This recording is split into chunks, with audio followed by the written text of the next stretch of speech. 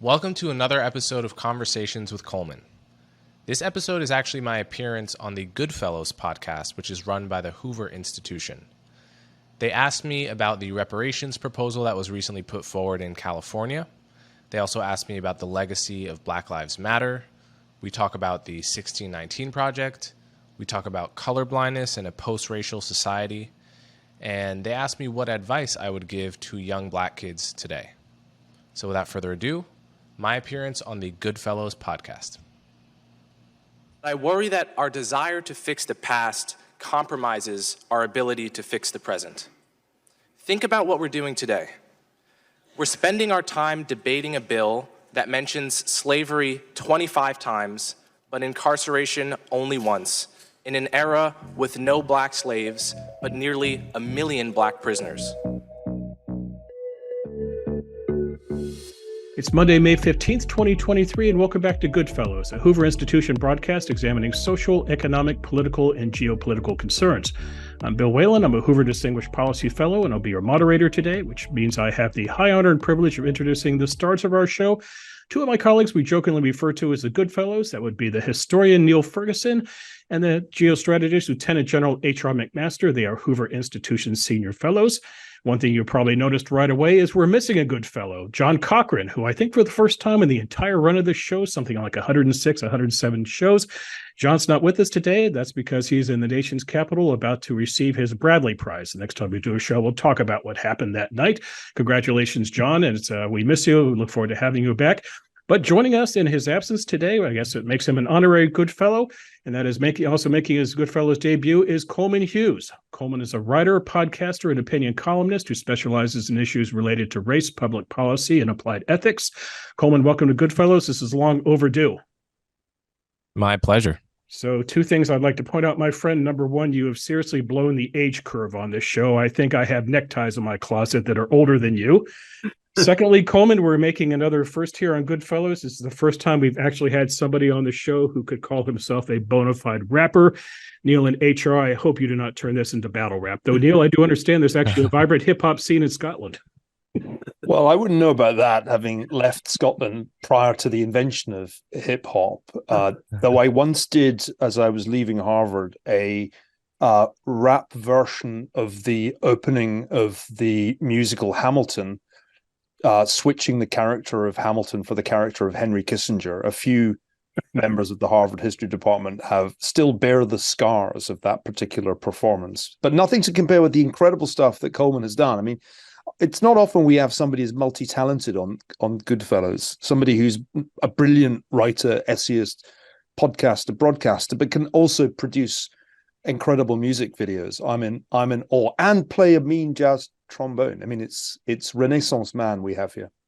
Oh, thank you all so much. I just want to say I have the closest thing to Hoover swag on right now. I have my Thomas Sowell shirt. We love that. It says you can't see, but it says I'm a soul man. My friend got me this shirt. So why don't we all have that T-shirt? I think my friend had it made for me. That's something that Hoover should do more of. Merch. We are in need of some merch like that, Coleman. Thank you for the inspiration. I point out, by the way, if you go to Coleman, you go to Coleman's website, there is a merch tab, by the way. So Coleman's a step ahead of us as per usual. Coleman, 2 topics we want to get into today with you. Later this month is the 3-year anniversary of George Floyd's murder. For those who might have forgotten, this was a black man in Minneapolis, Minnesota, who was murdered by a white police officer, prompted protests, civil unrest, looting, and destruction. Let's talk about the legacy of that tragedy. But first, Coleman, a little California business, and that would be the state's progress regarding the awarding of reparations to Black Californians. Just to catch people up on this, California created a 9-member task force to examine exactly what to do for Black Californians in the way of reparations. It will make its recommendations to the state legislature by July the 1st. Coleman, 2 things about this stand out. Number one, in terms of reparations, we are talking cash payments, anywhere from $365,000 up to $1.2 million per individual. But secondly, Coleman, not all Black Californians are entitled to this. If you look at California, about 6.5% of the state's population is Black. That's about 2.6 million people. And the Reparations Task Force looked at this, and here's who they decided should get it. And I will borrow their language, quote, an African-American descendant of a chattel enslaved person or the descendant of a free Black person living in the U.S. prior to the end of the 19th century. That's who gets reparations. Coleman, you've testified before Congress on reparations. I'd like to get your thoughts on what California is doing. Now let's discuss the legacy of George Floyd and ways to improve the lives of Black Americans and achieve the ideal of a colorblind society. So, Coleman, take it away. My position is that reparations should have been paid to freed slaves in 1865, thereabouts, during Reconstruction. Once you have a situation where I think I'm the 6 or 7 greats descendant of slaves, I should not get reparations. There is no precedent that I've ever seen, whether in America or really a peer nation, of giving people reparations 6 generations or more out from the crime in question.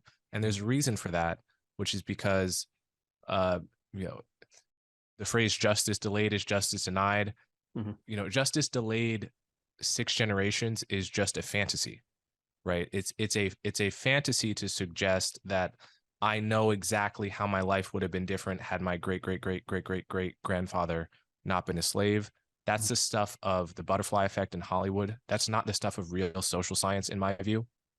So reparations should have been paid to freed slaves, perhaps to their children, not to their long run descendants. I don't think that paints a constructive path forward. On the other hand, if you want to pay reparations for people that lived through Jim Crow segregation, people like my grandfather, if you want to show that someone was denied a loan because of redlining in the 1950s or the 1960s, some of those people are still alive. And you see the reparations program that was implemented just outside Ohio in Evanston, where they tried to identify actual individuals. I don't know how successfully, but they tried to identify actual living individuals that were harmed by not being able to get federally backed loans. Right. So to me, the principle is you pay reparations to the individual that was harmed for the harm they experienced, not for the harm that their great grandfather experienced. Right. At Evanston, Coleman, it was, I think, $25,000 vouchers, and it's very specific as to what to do with the vouchers in terms of putting a down payment on a house. It was not a cash settlement.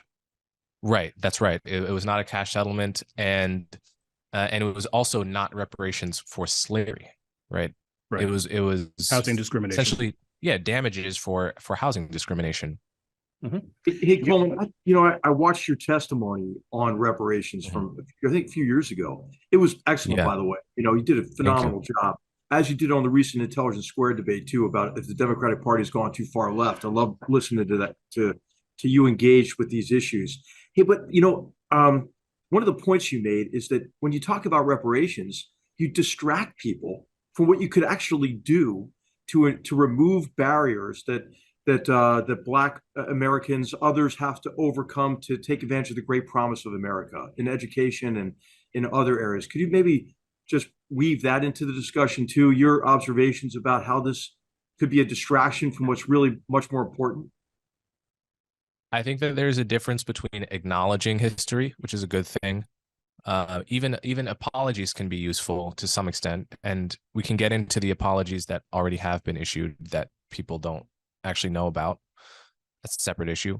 But I think there's a difference between acknowledging the past, learning about the past, which we should all do, and becoming obsessed and stuck in the past. It's like we know people in our lives who are unable to live to their fullest potential because they're hung up about negative experiences they had in childhood, or they're on their 8th year of therapy on the couch, mulling over how they didn't have a good relationship with their mom.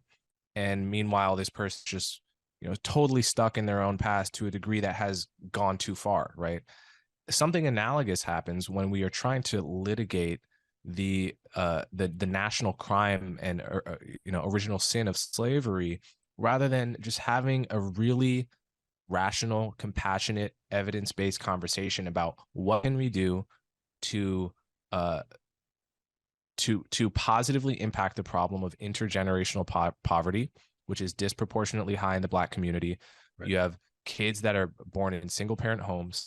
high crime rates, that have all kinds of disadvantages. They're going to failing schools, and without denying that everyone has personal responsibility for their own choices, it's just much harder to come from that situation and break into the middle class or the upper middle class and so forth. So what are the evidence-backed ways of making that issue better? That is the conversation that people of goodwill should want to have, not how much should we pay the great grandchild of a slave. Yeah, and just to connect it to the George Floyd murder and the violent aftermath, and the divisions that horrible murder laid bare.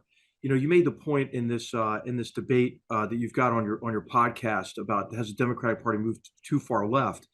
That the far left reaction to George Floyd's murder, the defund the police movement, for example, really afflicted Black communities in a very negative way, because those are communities oftentimes that need more policing, and to have a safe environment. So, could you maybe segue into that part, the first part of Bill's question, in terms of as we commemorate, the murder of George Floyd, what you think has been positive in terms of reaction and what you think has been negative?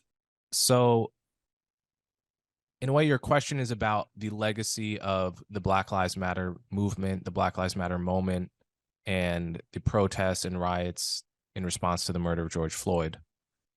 And here's my answer. The good thing you can say about what came out of that movement is that before Black Lives Matter, before 2013, almost no police officer got punished for almost any level of abuse. It was the bar for a police officer going to prison, much less, or even facing punishments from his superior officers, was astronomically high. And that held whether or not the victim of police brutality or murder was white, Black, a child, an adult, etc. BLM in that moment really started a conversation where police officers started facing consequences for those cases of brutality and in the extreme murder. So I would count that as a good thing for the problem of police accountability. Now, here are all the bad things that came out of the BLM moment. Number one, the problem was made about race when in reality it was much more about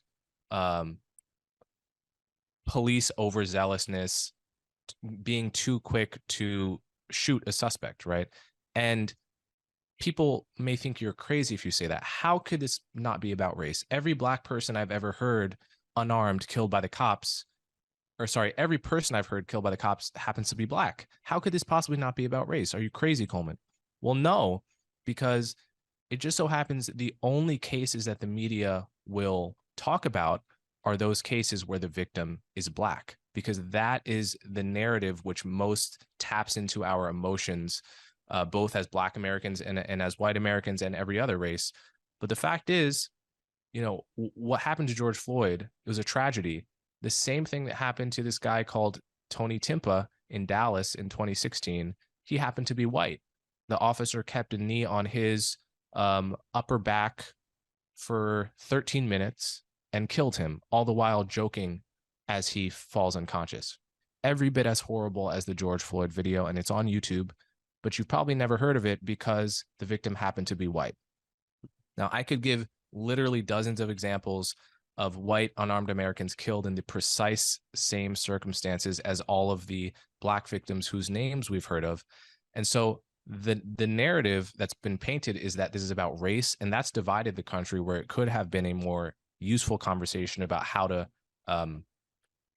train police better, how to hold police accountable better, right? Secondly, the riots and the protests that occurred, the anti-police, the defund the police, all of that led to the greatest year-over-year homicide increase in the past 100 years. That's according to Pew, and that happened in 2020. And no, it was not because of the pandemic, because it didn't happen in any other country. It happened because of the anti-police protests. And not only that, the homicide increase was almost entirely concentrated in the Black community. It was not experienced very much by whites, and not as much by Hispanics. There is a death toll likely in the thousands, in the small single digit thousands of Black people that were killed as a result of the police pulling back, crime rising, in some cases mass police retirement because they were so demoralized and felt so unsupported, and in some cases were just actually defunded. And then, in Minneapolis, they had to put $5 million of emergency funding later to correct the mistake. And all of this is against a background where, if you actually look at public opinion in the Black community, as Gallup did at the height of 2020, they found 60% of Black people wanted the same police presence in their neighborhood, 20% wanted more, and only 20% wanted less, which was the BLM position. That was a minority position within the Black community that was presented as if it was the majority position. So to me, if we are weighing the balance sheet of the Black Lives Matter movement and moment, there is a lot on the negative side of that scale that simply has not been sufficiently accounted for, in my view, by the positive things it brought. So, Coleman, maybe Black Lives Matter should pay reparations to the families of people who were killed as a result of that crime wave that seems to me to have followed directly from the BLM protests. And by the way, BLM could afford to pay reparations since they've raised so much money as to be able to invest some of it in a nice real estate portfolio. Mm-hmm. Yeah, as you know, I mean, you're making this point somewhat tongue in cheek, but as you know, BLM raised $90 million total, they say, and certainly at least $65 million in one injection in 2020 from the Tides Foundation.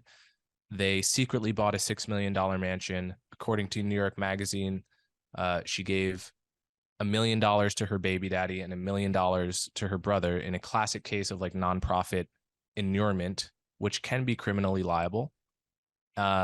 And hasn't been prosecuted in this case, and one wonders why that is, whether there's a political aspect to that.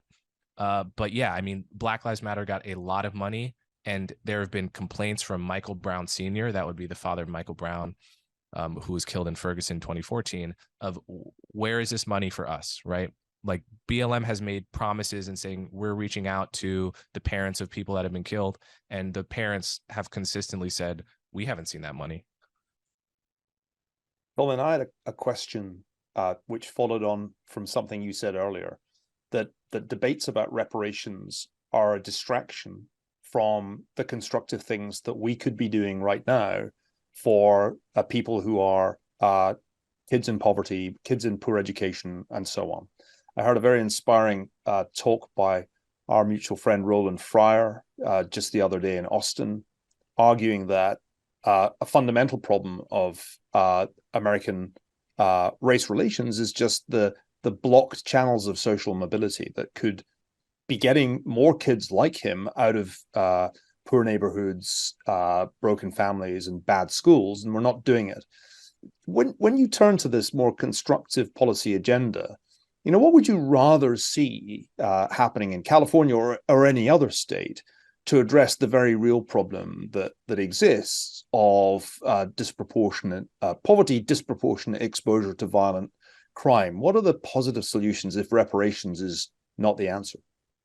So it's good you mentioned Roland Fryer, because he has done, in my view, the best evidence-backed study about how to help poor kids who are disproportionately Black in the lowest performing failing schools that have been failing, since, for the past 50, 60 years.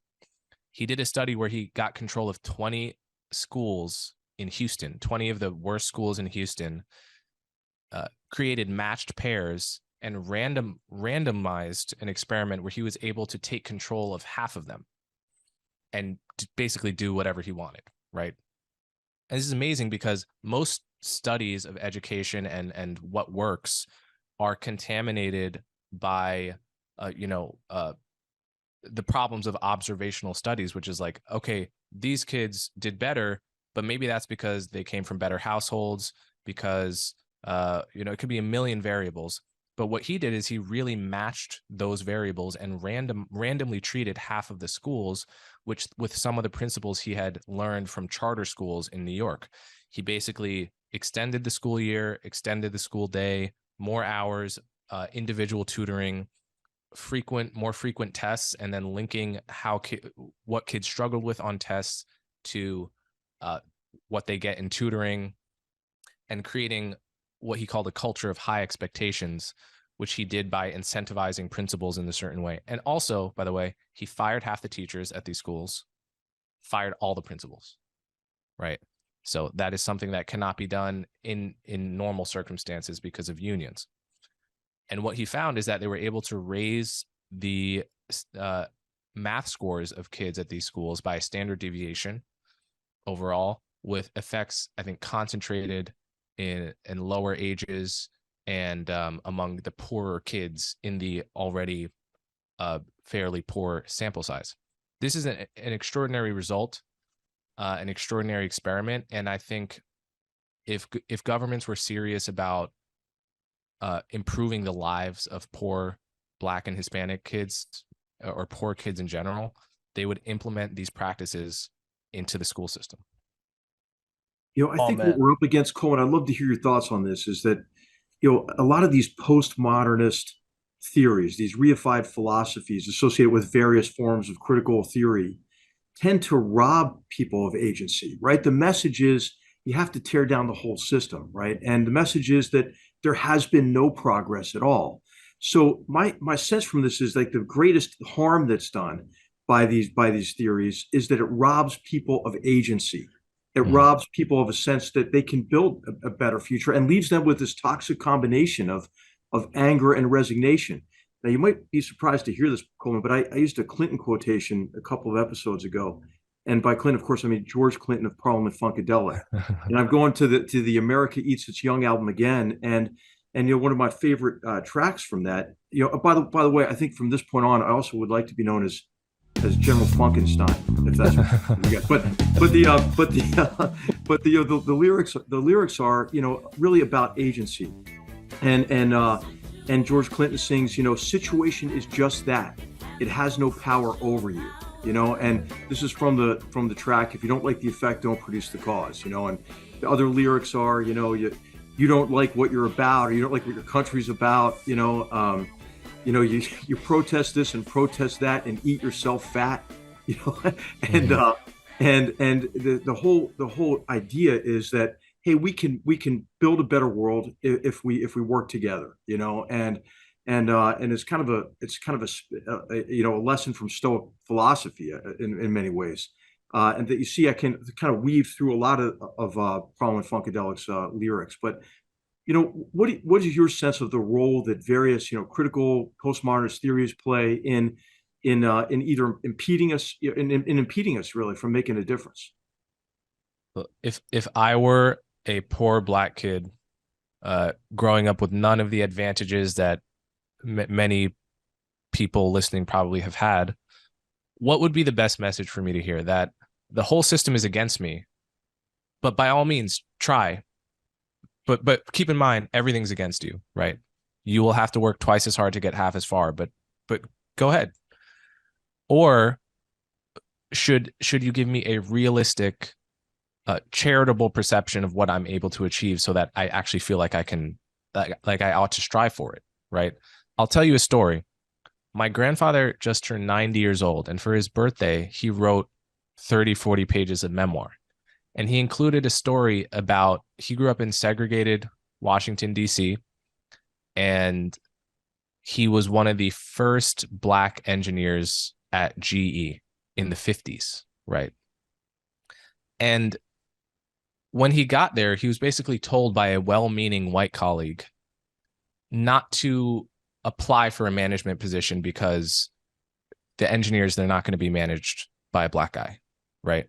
So for 10 years, he just sat there doing his engineering thing, civil engineering, and not striving for more because he believed his well-meaning white colleague. And then he decided to sort of try for it. And it turned out all of the white employees were very happy to be managed by him. And if he had listened to, again, the well-intentioned person that told him, listen, this place is too racist for you to thrive, he would have just sat in his position and not strive for more. And he ended his career as an executive. And, the lesson of that story is that if I think most people on the left and many people more moderates would accept there's a danger to minimizing racism. And I would agree to that. You don't want to minimize racism. I also think there's a danger to exaggerating racism because you are telling the next generation of Black kids, this part of society is not for you. You're not welcome.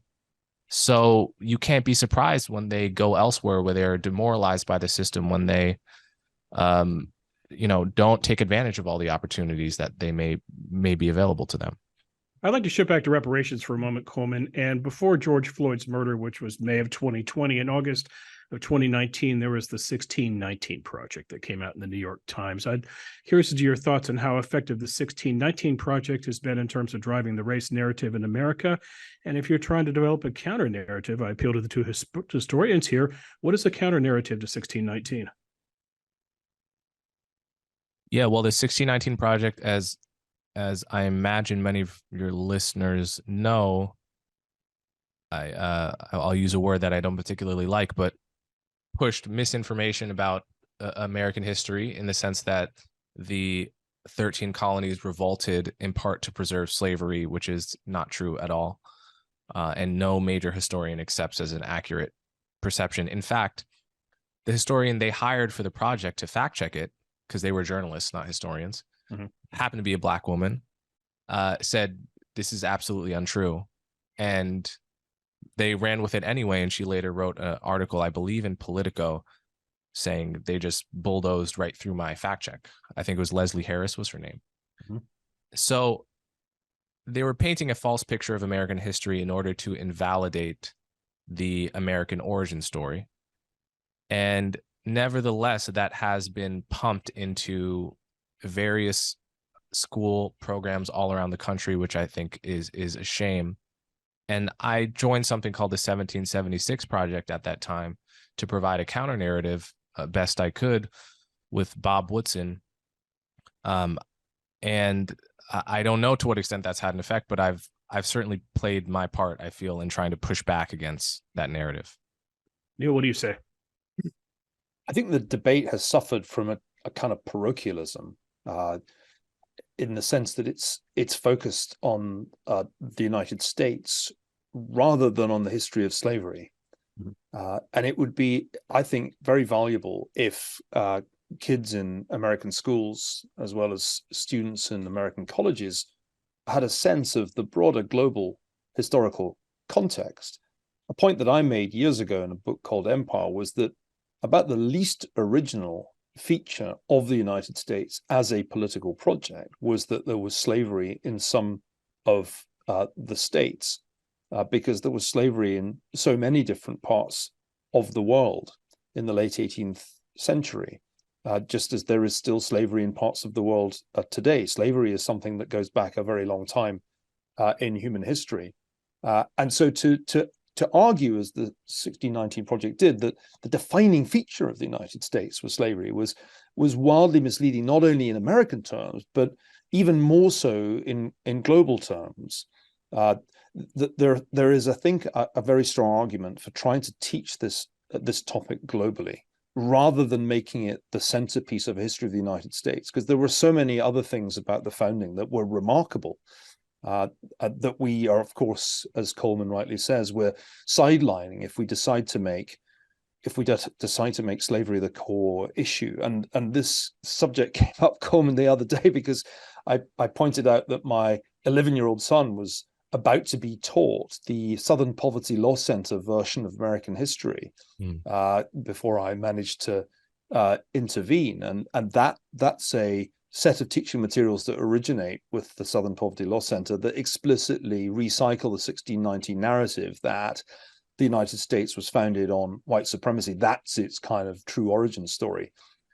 So although this thing has really very little, if any, historical respectability, to me, the striking thing is how successfully it's got into our educational mainstream. So the school, which is not by any means a trendy woke school, is about to start using that kind of material for fifth graders. I don't know if you have any thoughts about that, but I'm really struck by the virality of this kind of content in defiance of all scholarly criticism.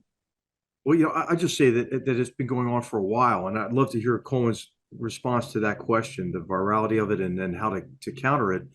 But I really see this latest sort of embrace of postmodernist, post-colonial, various critical theories as an extension of the new left interpretation of history, which really began to gain momentum in the U.S. Academy in the 20s and 30s, and then really increased by orders of magnitude in the Vietnam period. And I would lump this together in sort of the overall kind of curriculum of self-loathing, that questions the founding, that questions really capitalism, that questions the viability and benefits of U.S. democracy and rule of law. And so what to do about it? I think the debate so far, like so much of what we see in our society, has been this polarized debate.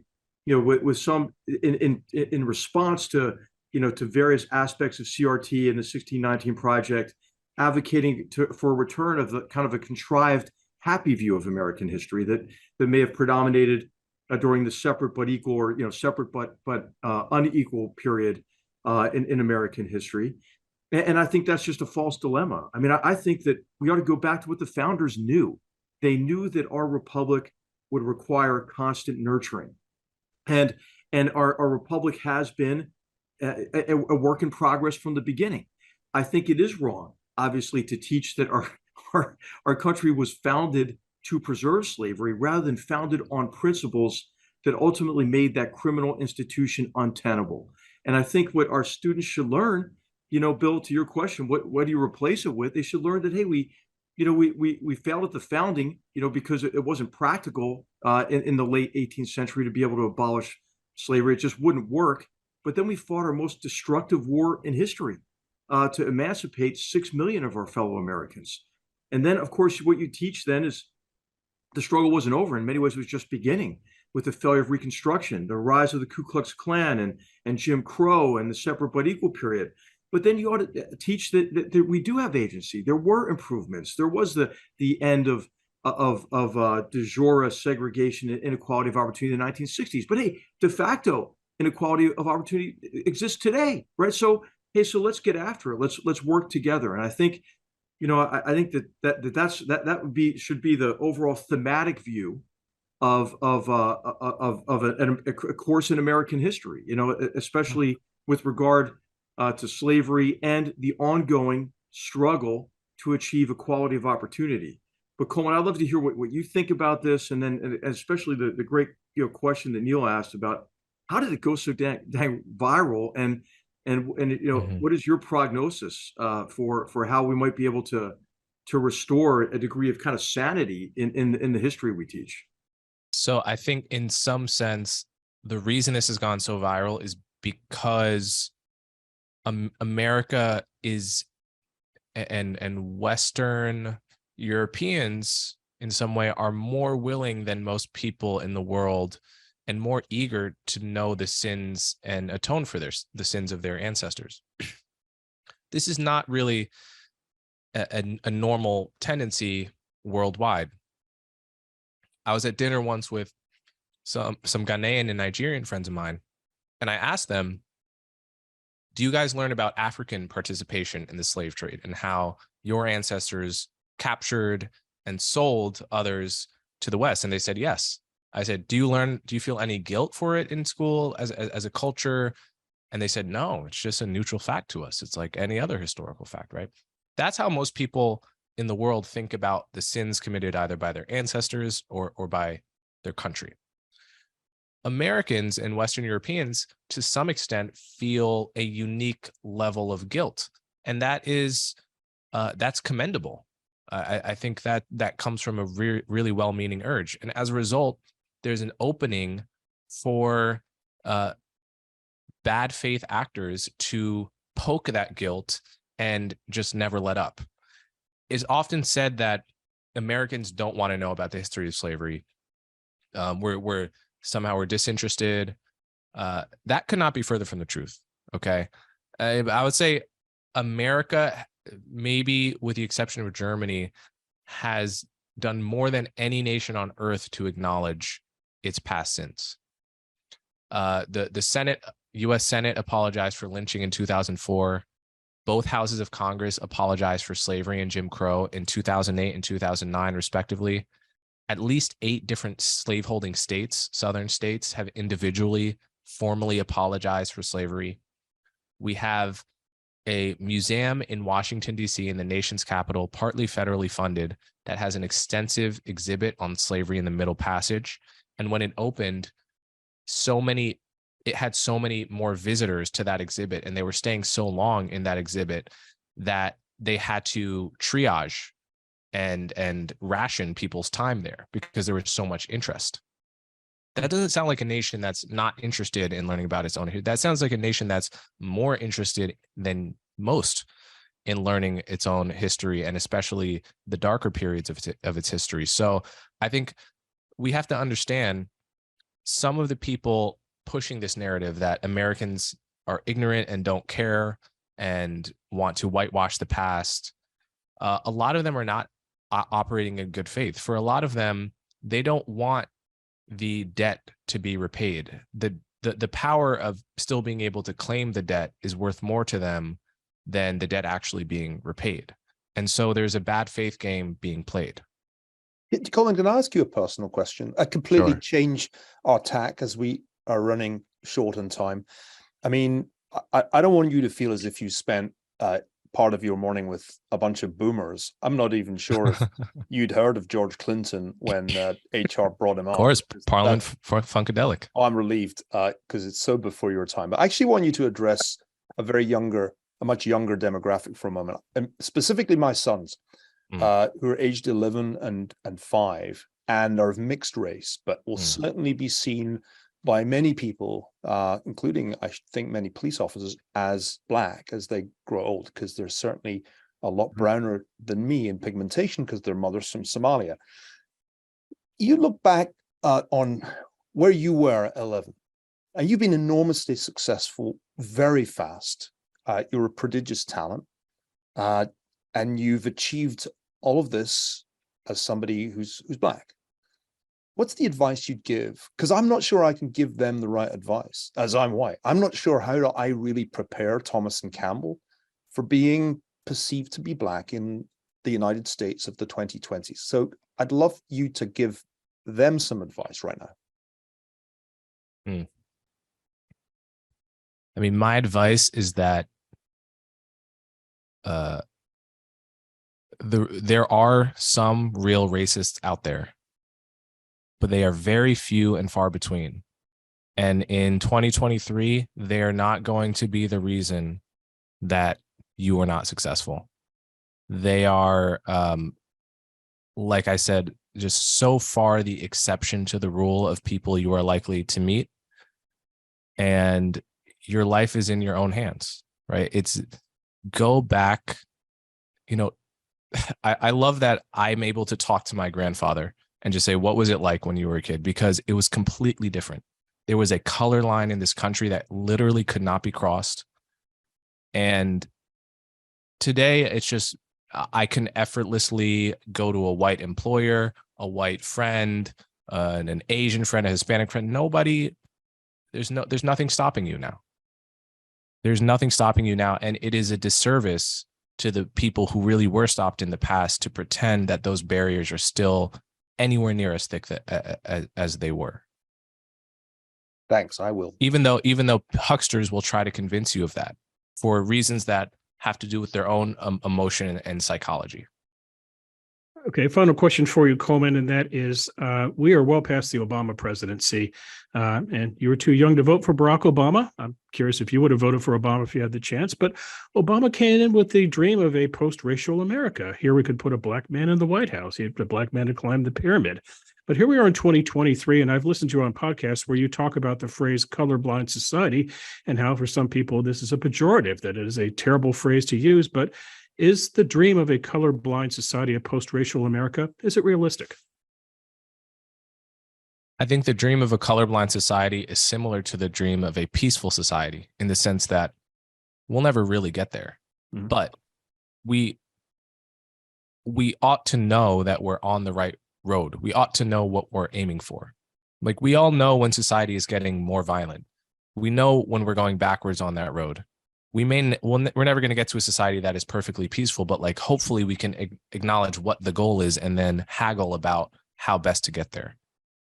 In my view, the goal, that ideal, that North Star that we may never get to, but should be going in the direction of, is a colorblind society, a society where I try my very best to treat you as an individual, not with respect to your ancestry or background, and you try your very best to treat me as an individual.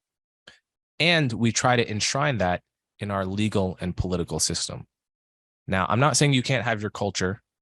I'm saying, when it comes to the domain of politics and ethics, it can't matter that you happen to be you and I happen to be me, right? That can't be the way that we deal with each other from the perspective of just different tribes making tribal claims. That we should move towards a society where ethical and political conversations are had on the basis of race neutrality. So is it possible? It's, we're either going to be walking towards it or we're going to be walking away from it. And my claim is that we ought to know which direction we want to walk. Mm-hmm. Well, Coleman, our time is up, but I want you to promise us something. You'll come out to Stanford and you'll do GoodFellows Live and you'll bring your instrument and you and Neil will jam. Anytime. And then hang out with Thomas and Campbell. That was a great answer, by the way. I'm really looking forward to playing that to them. Thank you. Coleman, thanks for coming on GoodFellows. Thanks for taking part in the conversation. Hope to see you soon. My pleasure. Let's move on to a new segment, and that is Neil Ferguson's column in the UK Spectator. The headline, if you want to look it up, Trump's second act, he can still win in spite of everything. That kind of tells you the gist of the column. Neil, long story short, here's what you wrote. You contend that the, quote, campaign of lawfare against Trump has begun to backfire.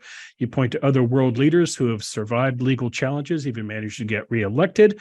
You point out that Joe Biden is not popular, and you remind us that in American politics, it's the economy, stupid, and we could be 17 months from now looking at a recession. Anything that I missed, Neil?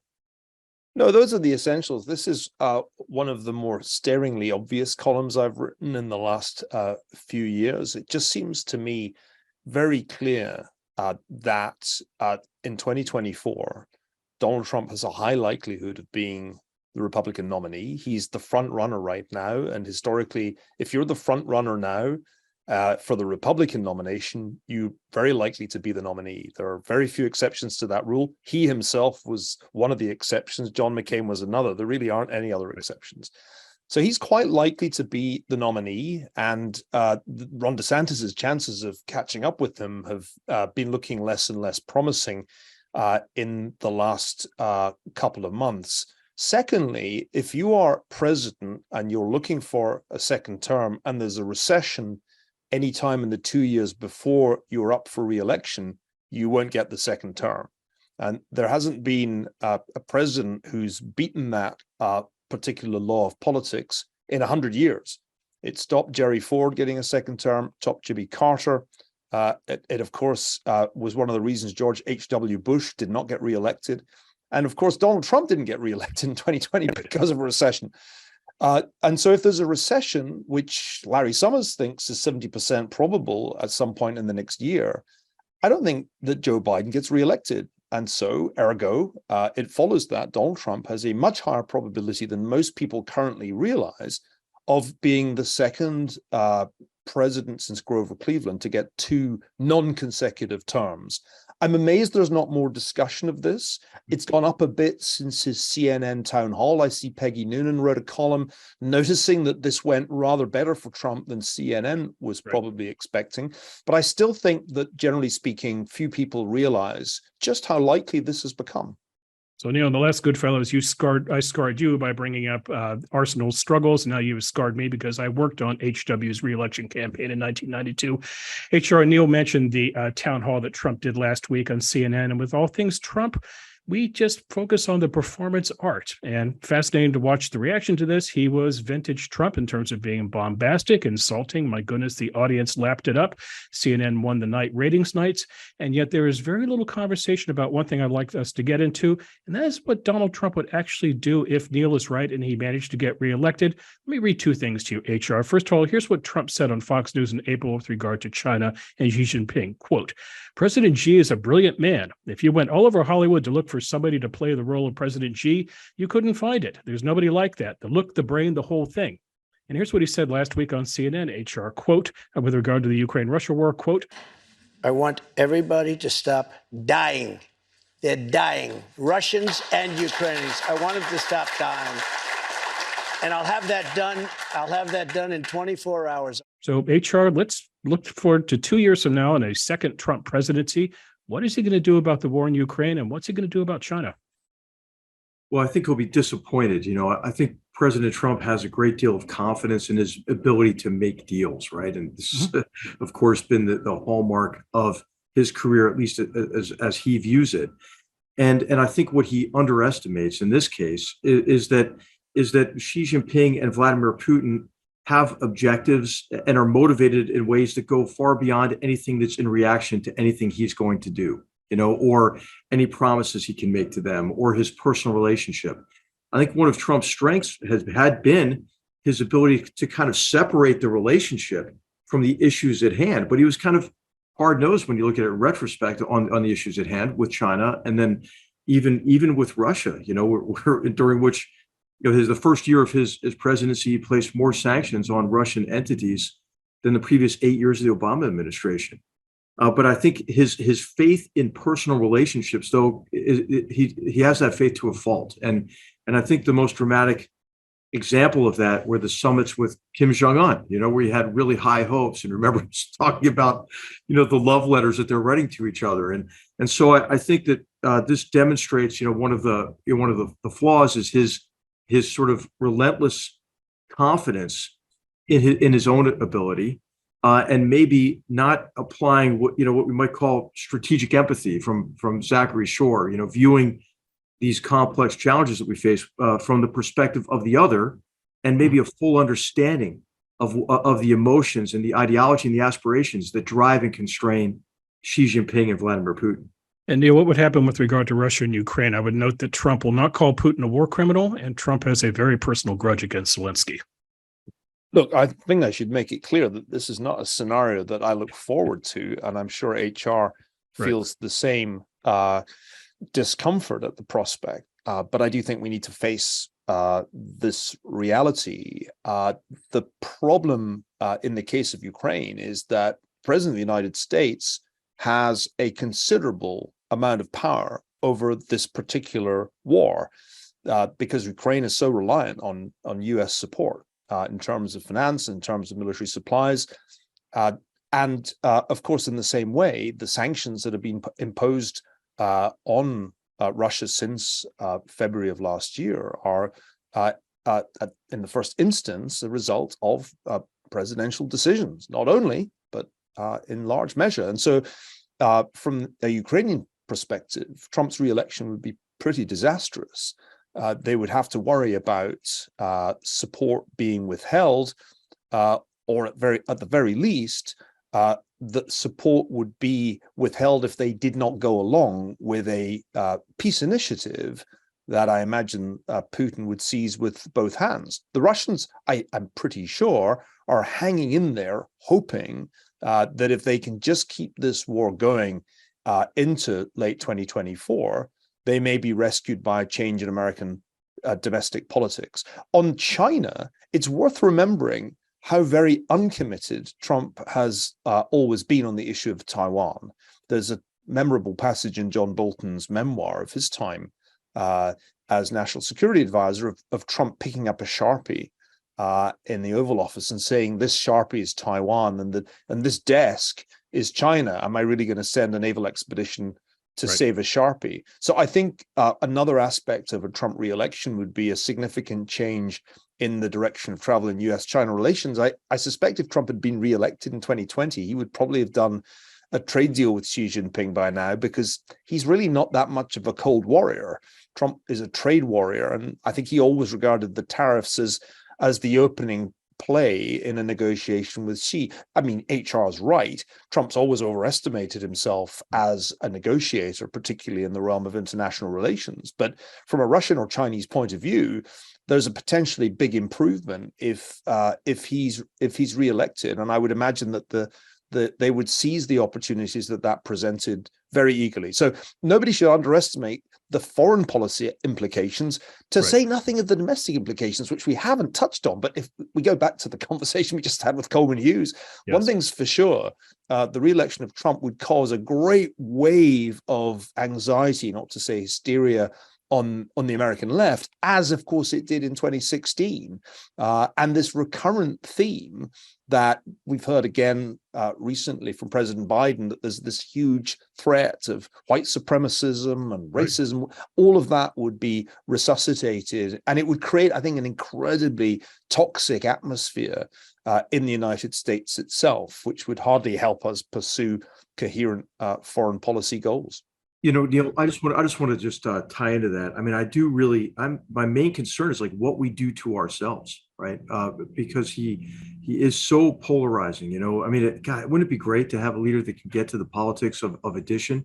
The other point I'd like just to make on the foreign policy aspect of this is, these authoritarian leaders who are pursuing agendas at our expense have studied him, and they will do their best to manipulate his decisions and his perspective, to play to his ego, for example. And I think we saw this quite dramatically in the way that Erdogan was able to convince Trump to say we're pulling all completely out of Syria, and discard our relationship with the Kurds, which didn't ultimately happen, but was on the road to happening because Erdogan knew what buttons to push. Well, look how expensive this is for you. Look at why do you care about this? I mean, ISIS is already defeated. Just leave. And of course, the other arguments about why to be there, which is to try to influence the peace process over time or to diminish Iranian influence in the region. Of course, were factors that he knew. When he made decisions to stay in Syria with a small force. But Erdogan was able to, I think, to manipulate that kind of a reaction. Mm-hmm. Final question, Neil. You've laid out a scenario for Trump winning. Now let's play odds maker. If I went over to the UK and laid down a wager on this, what sort of odds do you think I should be looking at for a Trump re-election? Well, the answer is that it's 50% because every election is close. And every election in the United States comes down to a finite number and relatively small number of counties and a small number of states. 2020 was, in fact, quite close. 2016 was close. Right. And so anybody who thinks that it's a really low probability scenario that he gets reelected hasn't been paying attention to the way American elections work, where most states are already pretty sewn up, whoever the nominees are. I think Trump is being underestimated at the moment in most people's minds because they're not thinking enough about how the system works. And these machines are powerful. Both parties have powerful machines. And that means that an elderly president like Joe Biden, who's already got an approval rating worse than where Trump's was at the same stage of his presidency, if he goes into this election on the back of a recession, 50% is generous to Biden, to be honest. I would almost put it higher. If there's a recession on that conditional probability, actually, it's more like 75% Trump gets reelected. Okay. All right, gentlemen, let's move on to the lightning round.